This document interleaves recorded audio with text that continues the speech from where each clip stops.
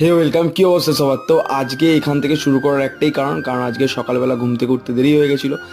তাই ঝটাঝট রেডি হয়ে চলে গেছিলাম অফিস, আর সেখানে কাজবাজ কমপ্লিট করে নিয়েছিলাম। আর দুপুরে দিয়েছিল মা ভেজ রাইস আর মাছ, সেটা খেয়ে দিয়ে আরও কিছু কাজ ছিল সেগুলো কমপ্লিট করছিলাম। তখন একটা ভাইয়ের ফোন এলো আর বললো যে আজকেও একটা শ্যুট আছে, যেটা ভূতেরই ওয়েব সিরিজ হবে।